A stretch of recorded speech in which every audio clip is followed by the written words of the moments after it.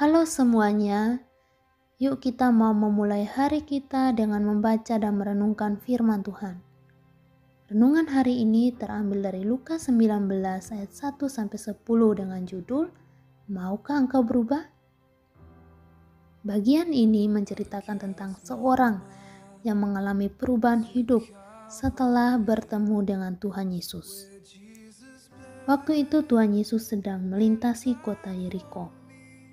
Sakeus adalah salah satu orang yang ingin melihat Tuhan Yesus, yang ingin bertemu dengan Tuhan Yesus. Namun, Sakeus tidak mudah untuk bisa melihat Tuhan Yesus. Karena banyak orang yang mengurumuni Tuhan Yesus, yang mengelilingi Tuhan Yesus.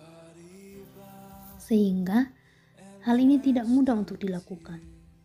Sakeus kemudian berlari mendahului banyak orang itu, dan dia naik di salah satu pohon, yaitu pohon ara, supaya dapat melihat Tuhan Yesus. Ketika Tuhan Yesus melewati pohon itu, dia melihat Sakeus, kemudian memanggil Sakeus untuk turun. Tentunya, hal ini membuat Sakeus sangat sukacita, sangat senang, karena orang yang ingin dia lihat berada di depan matanya dia.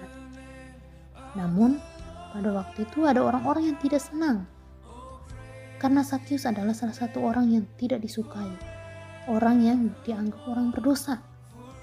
Sakeus adalah orang yang bekerja sebagai penagih pajak. Dia adalah seorang pemungut cukai.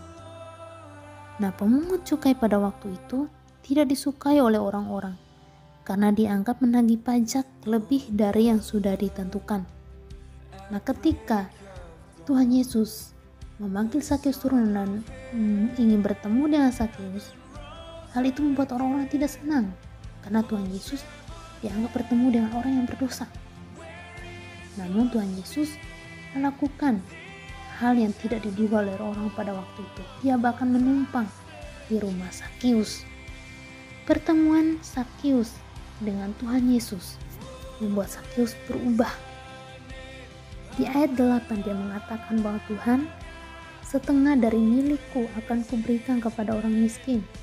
Dan sekiranya ada sesuatu yang kuperas dari seseorang yang akan kukembalikan 4 kali lipat.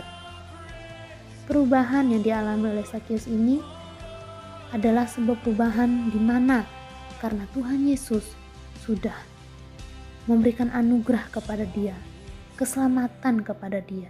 Hal ini membuat Sakeus berubah. Kita sudah diselamatkan oleh Tuhan Yesus. Kita sudah dibebaskan dari sebuah hukuman yang kekal. Kita sudah menerima anugerah. Perubahan apa yang ada di dalam hidup kita? Sudahkah kita hidup seturut dengan kehendaknya Tuhan?